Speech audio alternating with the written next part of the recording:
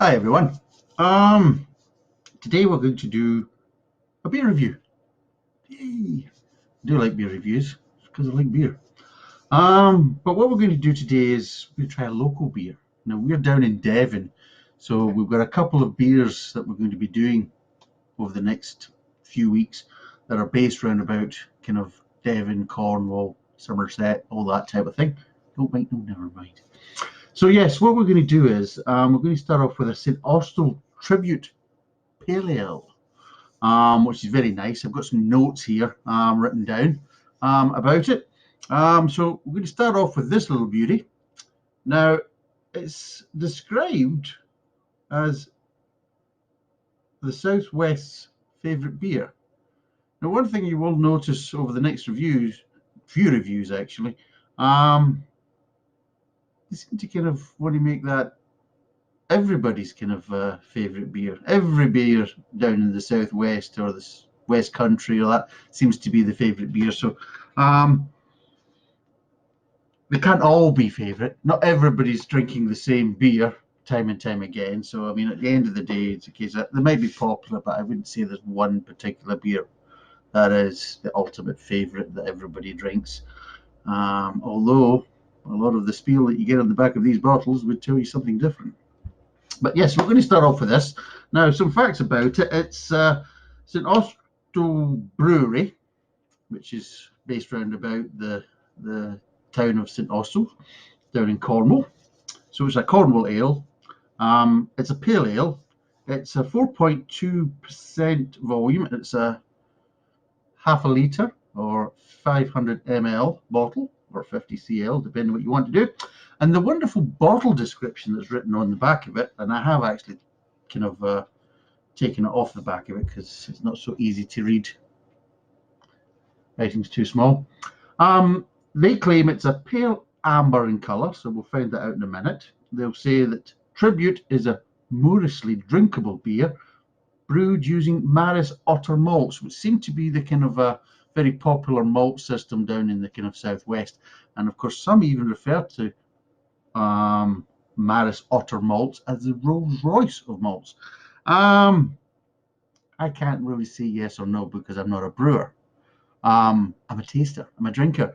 So I can tell you that yes, I don't mind Maris Otter malts, and I quite like them. But I can't really say that they're a better malt to any other type of malts. I just like the kind of end product. That might have a lot to do with the type of malts, but it might have a lot to do with a lot of other things that are put into the beer as well, including the hops, the water, even the quality of grain. And it's a blend of aromatic hops, which is nice. Now here's the big thing. Apparently, it's got zesty orange and grapefruit flavors. There's that famous zesty and citrus flavors that everybody seems to be going on about. Apparently, it's a case you can't make beer nowadays unless it's got some sort of citrus or zesty fruit flavors. It's amazing how that never seemed to have happened in the past. But anyway, and they're balanced with a biscuit malt for the superb and classic pale ale. So it's got a kind of biscuity kind of malt flavor, allegedly.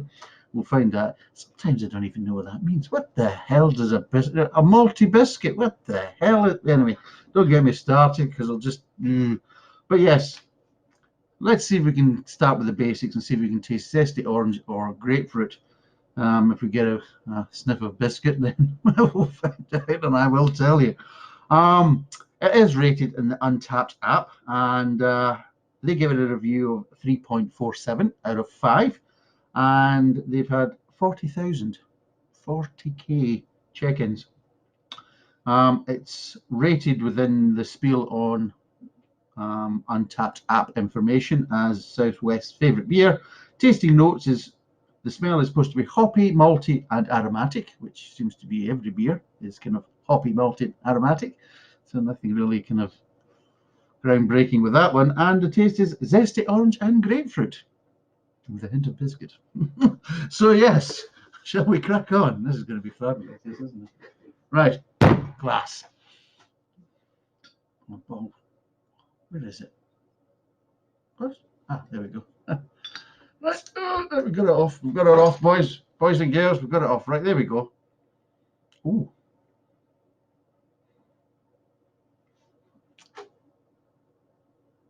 I'll be honest, I'm not getting zesty orange or grapefruit in any smells. I'm getting a bit of hops, a bit of malt, a bit of. Do you know what it's actually like? It's like a mixture of wood varnish and clan pipe tobacco. So it has. So there you go. But let's see what it pours like. I'll bring it up. Ooh, look at that. Well, it is palish and alish, as they say. Look at that. Oh, jeez. Right. I want to do these once a day, thank God. But at 4.2%, is at the kind of lower end. I know in some countries they would call this maybe a mid alcohol. I suppose. To be totally honest, in the UK where we're based, um, anything between 4 and 5 is round about kind of average. 5 being the kind of more kind of norm, closer to 5. For kind of lighter beers, for darker beers, then yes, they're usually around about 4%. But of course, beers can go away up to about 8, 9, 10%. Not exactly some of them are most pleasant to drink, but that was the glass, by the way. That was the glass I was turning on the table. But yes, as you can see, it looks not too bad. I'm getting more of the kind of aromatics. Really, it's quite a strong aromatics. So it does. But yes, it looks clear enough. There is a bit of a head. It is a what we call a non-soaped rinse glass. So it's a case as though you wash the glass and then you rinse it multiple times to make sure all the soap gets out. So there's no soap particles to kind of kill off the head. That's the best you're going to get pouring it from a bottle. I don't know if it comes in draft. Usually, of course, if it comes in draft, you're going to get a better head. But at the end of the day, let's try it.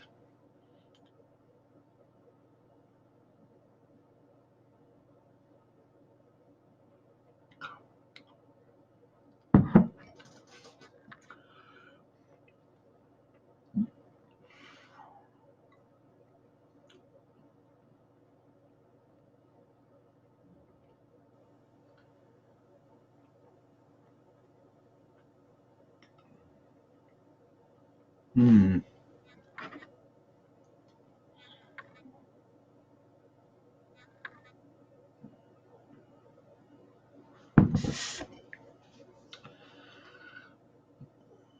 I'm getting aromatics. I'm not getting zesty orange or grapefruit. I'm not. I suppose maybe if you want to get the kind of bittery aftertaste of grapefruit, I think that's maybe what they maybe refer to as grapefruit. But yes, you are getting a slightly bitter aftertaste, which I would probably put it down more as hoppy.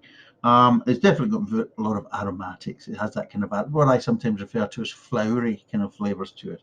It's very light. So it's a kind of flowery, light, aromatic kind of ale. It is got a hoppy aftertaste. Do you want to really say that's a grapefruit taste because it's bitter? Yeah, I suppose, but I think that's kind of loosely. There is no zesty or citrus kind of flavors with that. Definitely no orange at all. Maybe they're getting confused between the color and the flavor, but yeah, it's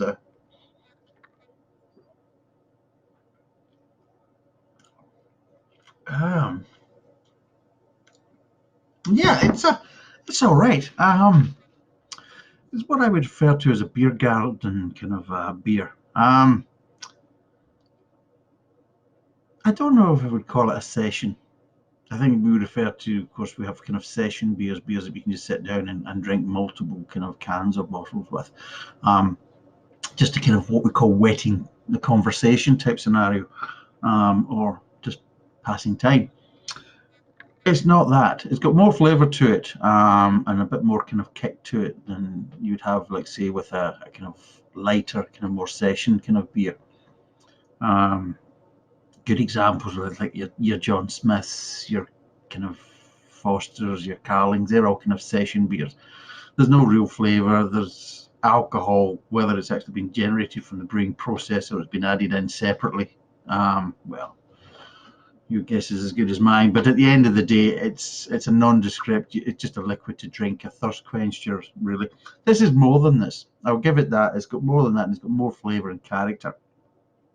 You could drink it, but it's not a kind of particularly fast drink kind of beer. It's not a sipping one. It's not so overly kind of complex or such strong flavours that you've really got to sip it. I mean, a bottle's going to last you maybe about 30 minutes plus. I would probably say yes. Drinking this is probably a 15 to 20 minute kind of drink. You might want to sink it, but it's not going to give you that type of refreshment to kind of really kind of sink. It's an easy kind of beer to drink. It's not too gassy. As you can see, the head's going down a bit. There is obviously a bit of clinging to the glass and everything else. So there's a bit of life in it. It's not a dead pint, but yeah, it's just a good normal kind of pale ale. Nothing more, nothing less. It's not bad, but I wouldn't say it's particularly brilliant either. It's good. It's acceptable. I would definitely say that. I would never say no to it. If somebody says, "Would you like a bite of St. Austell's?" I would say yes, and that's lovely. That'd be fine. Would I have it with food? Maybe, but again, it would have to be kind of strong flavored food with plenty of kind of robust flavors to go with it. Um, kind of anything more delicate than that. I mean, it might go fine with a curry or a chili or something like that. Something with kind of more strong, robust flavors. Maybe a barbecue with meats. Anything kind of salady or kind of lighter flavors, then no, I wouldn't. It just doesn't really have it. But at the end of the day, it's a local beer. It's they definitely know what they're doing. Get that last drop out. Typical Scotsman. I'm all right. I've had a few, but I'm all right. But yes, definitely nice. Definitely nice. What would I rate it? Well, Untapped gives it about a 3.47 out of 5. I would give it a 3 out of 5. Around about a 3. I don't think I would go as far as 3.47. I wouldn't go into kind of towards the 3.5 territory. It's definitely, I would say, above average for the type of beer it is. It's nice, it's palatable, it's very enjoyable. So yes, a good strong 3, I would say. And yeah, I would buy it again. I would allow other people to buy me it, and I would choose it if it was on tap as well, not a problem. I mean, depends, of course, what else would be on tap or other options there would be. But at the end of the day, if somebody says, "Oh well, the only ale we've got is Tribute," I would say that's fine, not a problem. Give us a glass. So that's that done with today. I hope you kind of enjoyed it. If you want to kind of give your comments, if you've tried this beer, down in the kind of comments below, then that'd be brilliant. If you would like me to try any types of beer, or you would like to recommend types of beer that I should be trying, I'm easily persuaded. Yes. No excuse really. No excuse necessary. Just beer. That's fine. That's good enough reason for me to actually try it. But yeah, what I am also going to be trying to do over the next few weeks as well is not just to try some local beers in the kind of surrounding kind of southwest area where I'm based just now. What I'm also wanting to try is some of the kind of because we're coming up to the summer and barbecue time, and a lot of people are kind of hopefully getting a chance to be able to meet up after what's been happening recently in the UK and around the world, and meeting up with friends and maybe having barbecues and enjoying some of the good weather. Then I'm looking at some of the kind of what we call cheaper alternatives to the kind of what we call session beers. So you've got the kind of like your Stella Artois, your Carlings, your Fosters, your John Smiths, all these type of things, your Budweiser's, all these kind of easy drink, nondescript, no flavor beers. It's a better, cheaper option. You know, let's look at the ones that are available in the likes of the major supermarkets like Tesco's, Sainsbury's, Aldi, Lidl's, all that kind of stuff, Asda, and see what's available maybe within their own brands or kind of nondescript brands. especially with the likes of Aldi and Lidl's. So we're going to be trying some of them and see if they are acceptable and good enough to drink, or are they just absolutely horrible? Well, we'll find out, and it's a good way of maybe saving some money, hopefully, or not. We'll soon see. But anyway, thanks for watching. Cheers, and we'll see you again soon, hopefully. Bye for now.